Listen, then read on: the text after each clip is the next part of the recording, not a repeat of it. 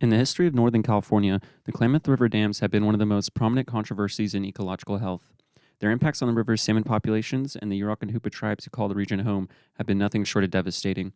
In recent years, strong public opposition to the dams from both the tribes and the wider community has turned a new page in the story of the Klamath Basin, beginning the largest dam removal in American history.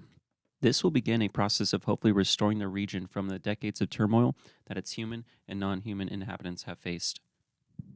In 1849, traces of gold were discovered in the lower Klamath Basin, opening the floodgates for a wave of white settlers who quickly dispossessed the tribes of their land and claimed it for settlement, farming, and commercial fishing. In 1906, the Klamath Project broke ground, supplying Klamath water for white farming through large canals, and in 1918, Copco 1, the Klamath's first hydroelectric dam, became operational. Over the next few decades, several more dams would be constructed in the Klamath Basin between California and Oregon, including 4 on the Klamath itself and 1 on the Shasta River, cutting off most spawning habitat for the basin's largest salmon run. This would have devastating effects on both the salmon themselves and the Yurok people, who rely on salmon fishing as both an integral part of their traditional diet and an important cultural practice. In the late 70s, attempts by the Yurok people to catch salmon in the Klamath were met with brutal and violent oppression from the Department of Fish and Wildlife. Over the next 2 decades, salmon health and water quality would decline sharply, culminating in the fish kill of 2002, in which between 34,000 and 70,000 salmon died, along with several other species.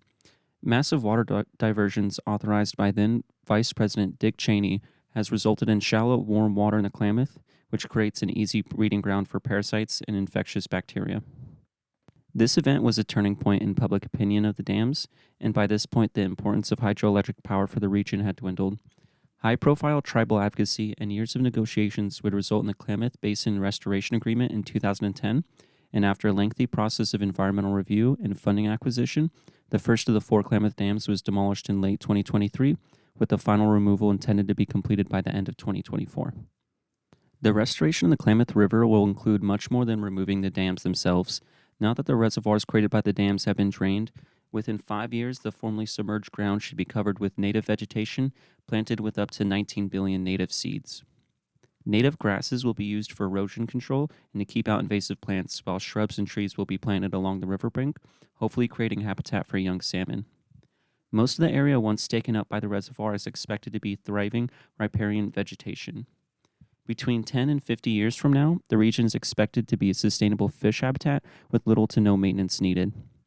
With the water no longer stagnant and shallow, the blue-green algae that traps heat and depletes oxygen in the water will be largely eliminated, along with parasites and harmful bacteria, improving water quality and animal health.